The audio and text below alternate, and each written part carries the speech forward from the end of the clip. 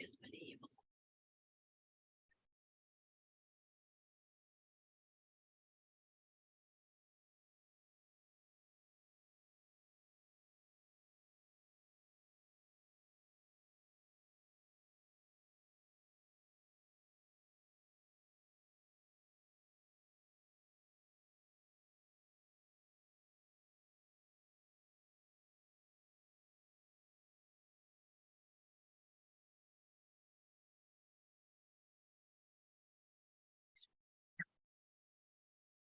Good afternoon.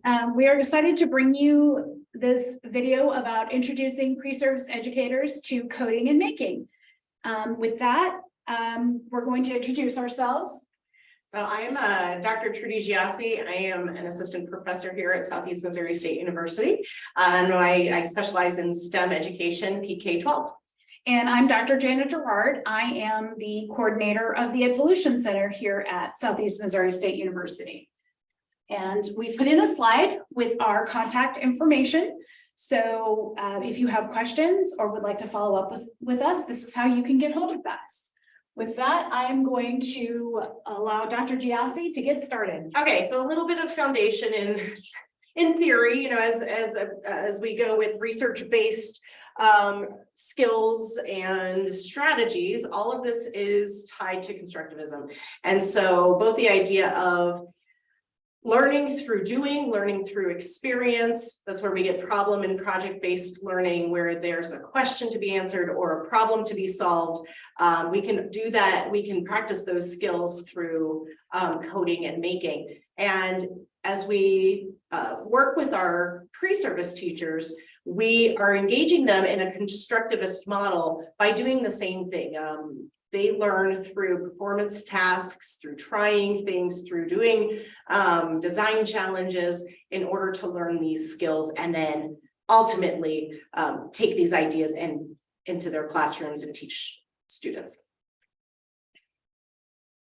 So I teach a class called EL 300, which has to do with instructional and assistive technology. It is a foundations technology course for elementary, early childhood and special education pre-service teachers. And they take this early on in the program. And the idea is forming a really nice foundation of digital competence and fluency so that they can take these skills on into their program and apply them in lots of different ways when they're lesson planning or when they're doing their field work.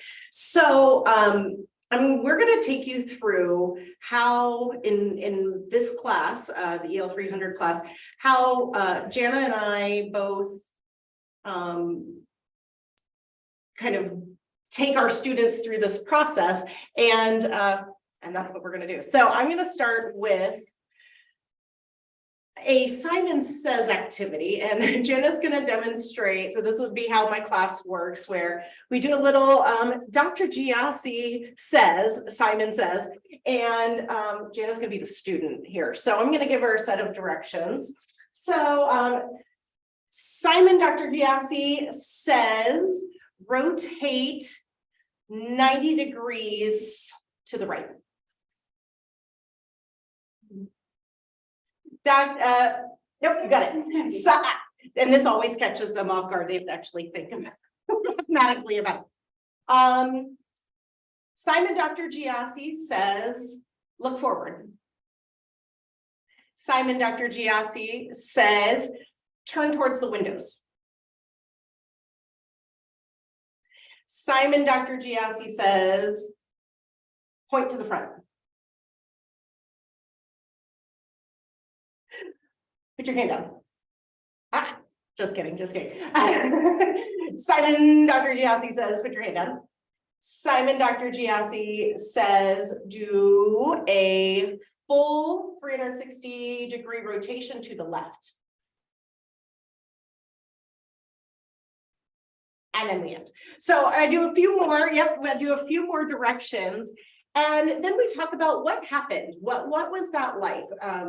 What did the teacher do, me, and what were the students doing? And they get to this idea of there's some type of input that the teacher's giving some sort of direction, and then the students are following those directions as stated. But you notice, depending on the words used, there was some confusion, and I did that on purpose to see if the students would actually recognize that, well, there were cases where we were unsure. We didn't know what forward was. Was forward the front of the room, or was it the direction I'm facing? And there was some, like, when I point to the front, is this the front of the room, or is it my front? And that, I mean, that goes into coding later on, and reference points. So we start to talk about those kinds of things and this idea of directions, and that's the basics of coding.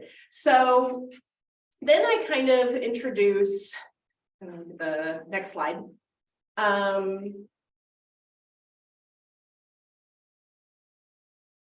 Then I introduce this idea of coding languages, and that it's directions.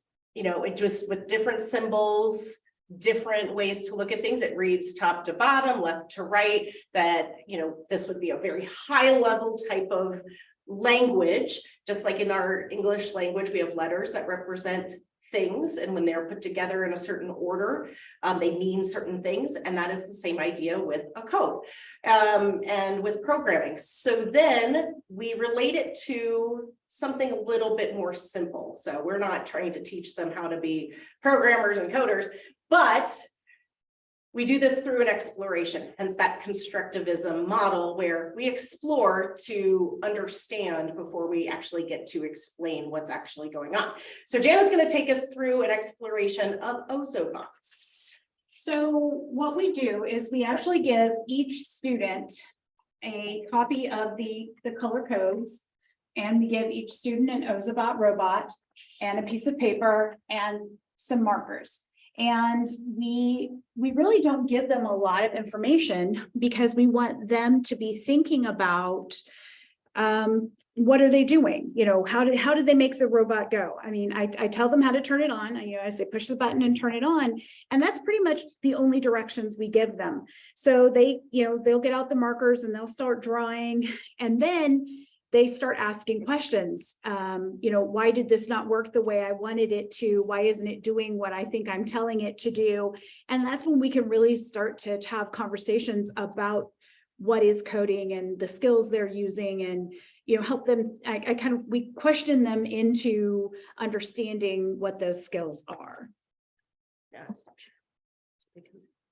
So one thing, the first thing that we ask them is we look at the sheet that is provided, and we say, this is the coding sheet.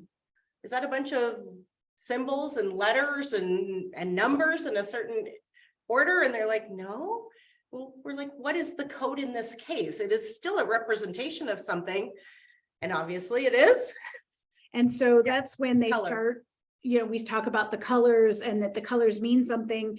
And then they start putting together the pieces of, oh, I have to do it in the way it's shown on here, or it doesn't work. And that's when we start tying it to those skills. So we're going to go ahead and pull up another slide.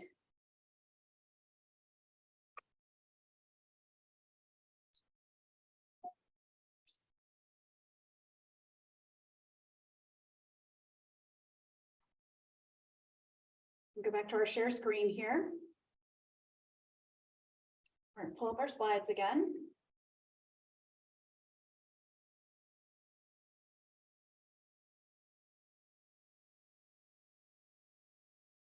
So after working with the Ozobots for about 10 minutes or so, and they try different things, we have them, you know, try their code this way. And what does the Ozobot what does it do when it goes this way across the code and the colors versus this way? Does it do the same thing? And how does it read it? And that idea of orientation, is it the front of the paper? Is there a front, or is it the Ozobot's front? And so we start to think about orientation. And so I don't give them these skills.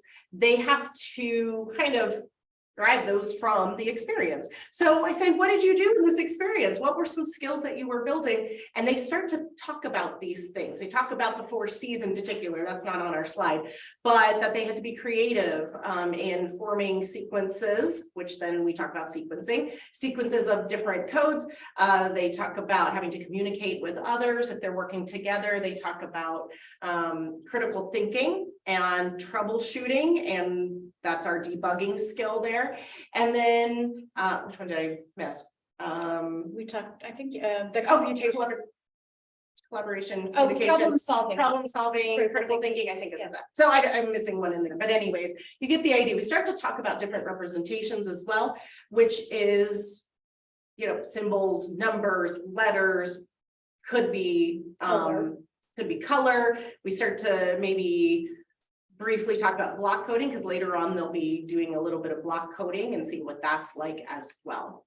And then we kind of introduce computational thinking.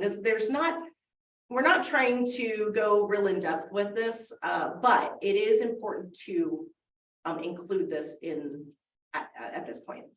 So we, as Dr. Giassi said, as Trudy said, we don't spend a whole lot of time on computational thinking. We just want to get them to understand the idea that doing coding starts to introduce computational thinking. So we talk about the steps in computational thinking. They were doing pattern recognition. They were understanding the ability to break things down into smaller pieces, especially when we question them through debugging. That's definitely breaking, the decomposition of breaking things down into smaller pieces to solve the problems. They were doing pattern generalization, and they were doing a little bit of the algorithmic thinking. That's kind of, we don't go too in depth with that, but we just want them to understand that they were starting to do these steps of the computational thinking. And this is where that problem-based learning comes back into play, because a lot of times we use those skills to problem solve. All right, so then once they have this basic idea of what coding is, the set of directions, inputs, outputs, now more exploration, more experience, specifically with tools that we would be able to bring into our classrooms as K-12 teachers. So I grouped them because we have 3 programs. We have early childhood, we have elementary, and we have special education in one class.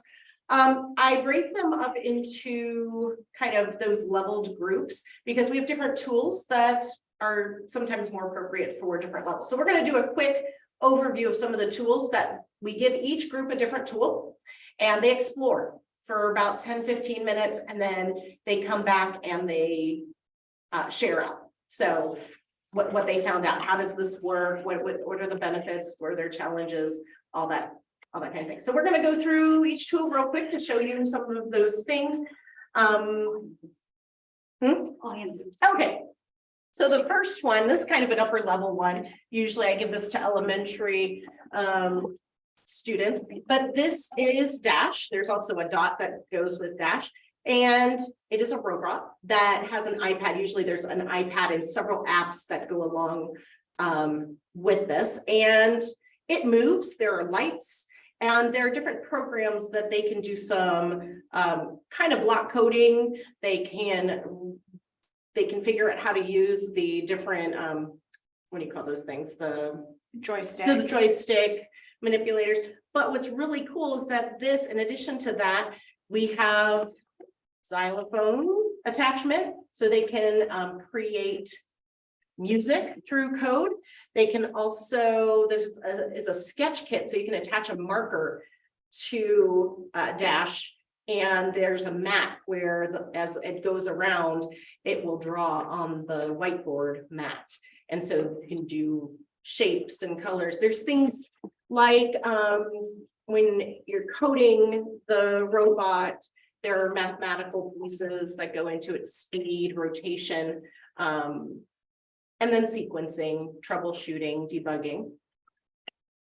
And then another one we do is Bbot and Bluebot. I kind of focus more on Bbot, especially for early childhood and elementary or early learners. And Bbot is also a robot, and the code is right on the front here. There's arrows. So that's how it codes. And they put in, I don't even know if it's on, but I don't. Yep. So I can type in a code, and then it does what I ask it to. And there's some cards or some lessons that go along with these. So it's not just about directions and orientation and getting it to do what you want. There's actually lessons that can integrate ELA, math, science, etc. with all of these these tools have online curriculum or books that come with them. So our students get to look through those as well. Another early childhood coding tool is our Codapillar by Fisher-Price. And it has different pieces that kind of lock in through USB. And they just attach to one another, and they have different things. The power button, turn 180 degrees, do a sound, do a sound, and it turns on and it goes around. So students are looking at order there. It even lights up. So for younger learners, it can show what's happening at any given. It helps with the representation. Yeah. And so getting it from one place to another is part of that task. And they think about that. They brainstorm, what could they use this for? How could we integrate math or ELA strategies? Oh, you're going to use this one. Okay, so one of the tools I really like to use with our special education majors is the Sphero Mini. And the reason I like to use the Sphero Mini with our special education majors and the Mini in particular is because it allows for different ways of driving, so to speak, the Mini. So there's the Sphero Play app, and in the Play app, there's a tilt drive, so you can just tilt your device. So rather than having to have full hand mobility, it gives you some other options. There's a scream drive, so the volume of your voice will drive it. So it gives our special education students some ideas of how they can do coding or accommodate and modify coding with some of our special needs friends. So that's why we like the Sphero Mini.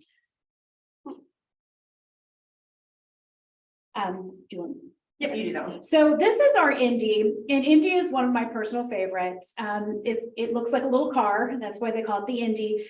And what makes Indy go are these mats, and it's color oriented. So we take that idea that they kind of learned in the Ozabots with color, and we take it further, because depending on the color of the mat, green means go, red means stop, purple means celebrate, so it'll do a little dance. So you can kind of set out the mats in a track, so to speak, and it makes Indy go. So it really helps them think about the representation.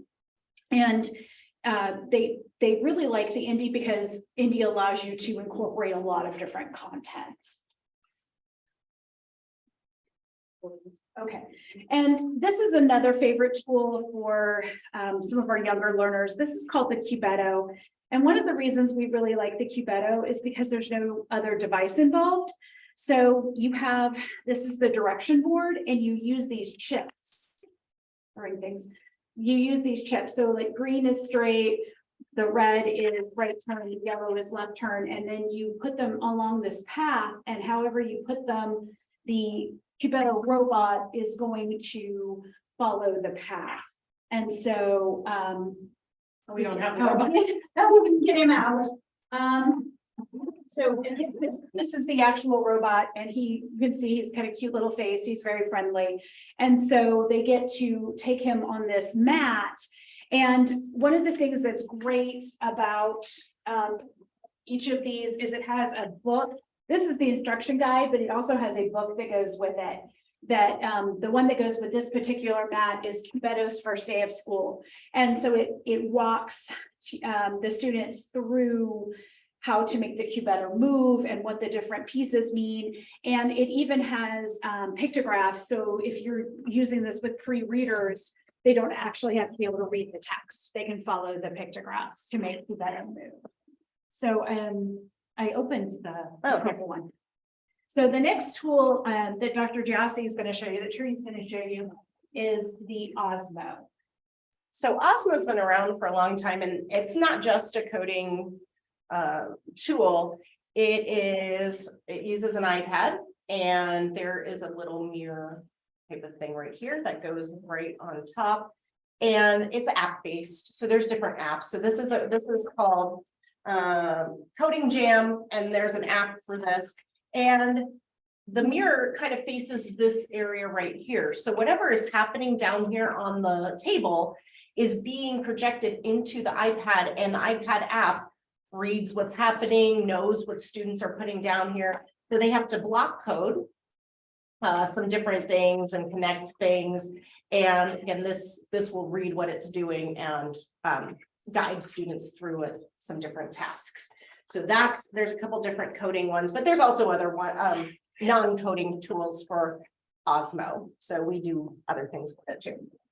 All right. I think is that all of the main ones. The big ones Yeah. that we have other tools here, but those are the ones we generally introduce students to because it gives them a wide variety of tools to start thinking about how to combine content and lessons with. Mm-hmm. And the share out is really, really nice at the end. The students get to talk about what they've learned, what they found out. Obviously, we promote trying to, come back, mess around with these more, look at the curriculum more. I mean, this is just an intro. And in some of the classes after my class, later on in the program, the professors and the instructors have students use these things. So they have to put them into lessons and whatnot. So they get more experience with this as they continue on into the program. Okay. So then also in EL 300 and many other classes, we do making. So we have a makerspace here in our center, and we have lots of different tools for that. And what we do a lot of with the making is design thinking and taking students through design challenges and the design process. So starting with a problem, usually a problem to solve, and lots of tools to help solve that problem. So we'll start with the Legos because we have lots and lots of Legos. It's always a great place to start. Usually give them some type of design challenge to build something. So an example might be a zoo, an urban zoo, and what would they put in there? What types of food is needed? What types of animals would you put in there? How high do the walls need to be? And they do a quick design challenge. We could do this with our students, and it would take our younger students, and it would take a much longer time. But we give our pre-service teachers just a quick overview of what that is like, and then they build. They have to justify their design choices and explain what their ideas were, and that's the start.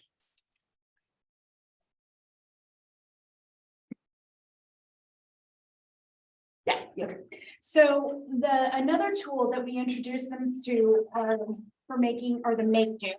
And what's really cool about the make do, you can see all the different screws. This is a cardboard construction tool. So we save this example. This was a car that students in EL 300 put together with the make do.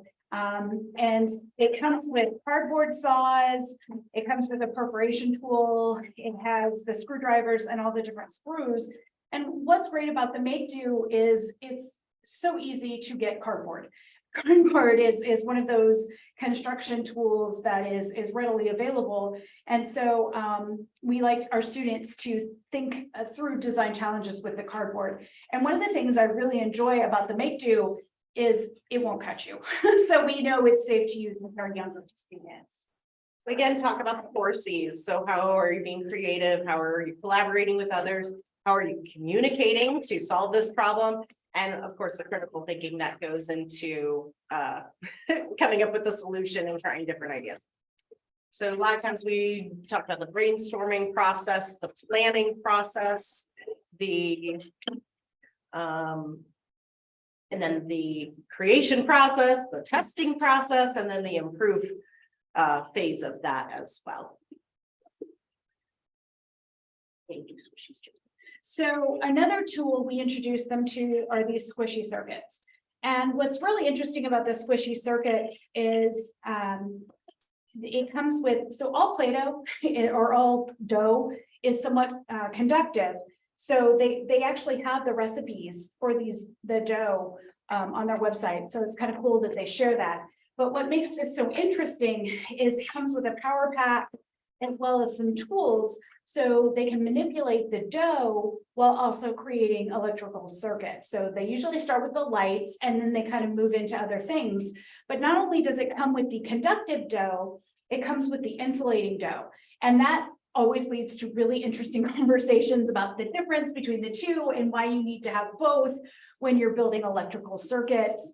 So that's always, they always enjoy making and design challenges with this squishy surface. And I know this one comes into a class later when we're doing science methods and circuitry. So I know that instructor uses those more for that.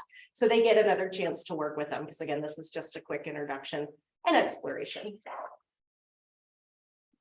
Okay, so this is the Makey Makey, and the Makey Makey is really fun.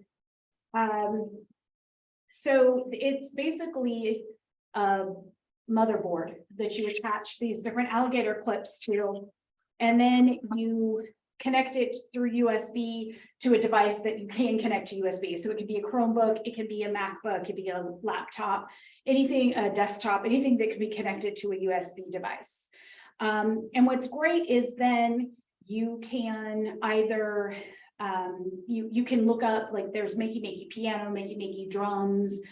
You can use it as a video controller, but you interact with the device that you plug this into, and this now becomes how you control things. So you're playing the piano through these alligator clips, you're playing the drums through these alligator clips, you're using these alligator clips as the controller for your game that you're playing. And so students really love it. I've seen some amazing science lessons done with the Makey Makey, but again, it helps them think about the design thinking with that.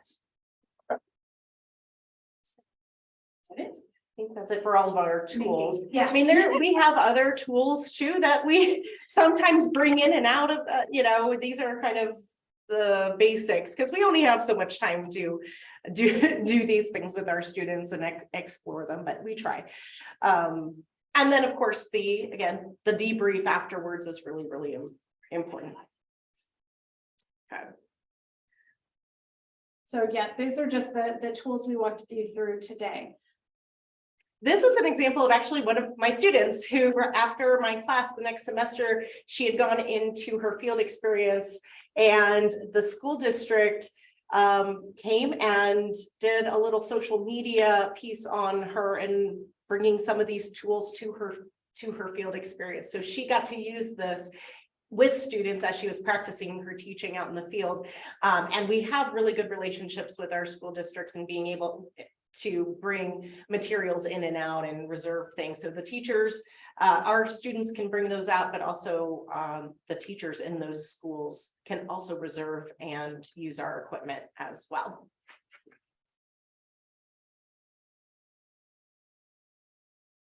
So this is just we wanted to kind of close today by talking about the Evolution Center.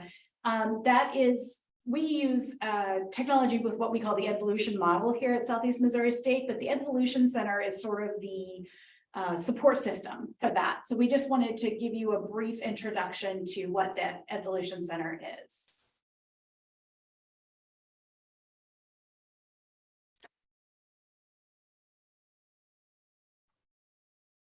The Evolution Center is where problems end and solutions begin.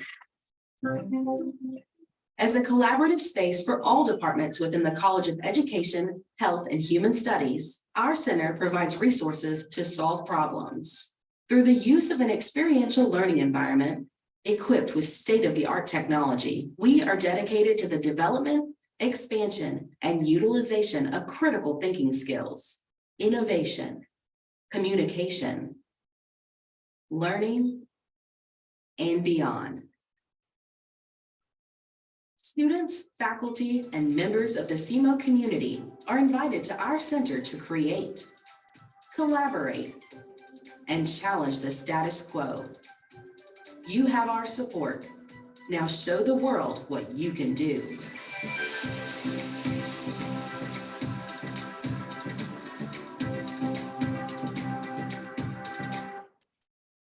So that's just a brief overview of the Evolution Center. And then these are just some images from the Evolution Center, just so you have an idea of what we offer here. And then I'll let you take it away. Well, for this and one. kind of the efforts that we've gone through by having this evolution model of this foundation, and through constructivism, scaffolding them through and applying their knowledge continuously through the program. We've been awarded with from ACTI the Best Practice Award for the innovative use of technology. So it's nice to be recognized for some of the work that we are doing in the best practices that we are using. So again, thank you for joining us today. And you have our contact information if you'd like to learn more about what we're doing here at Southeast Missouri State to introduce pre-service educators to coding and making.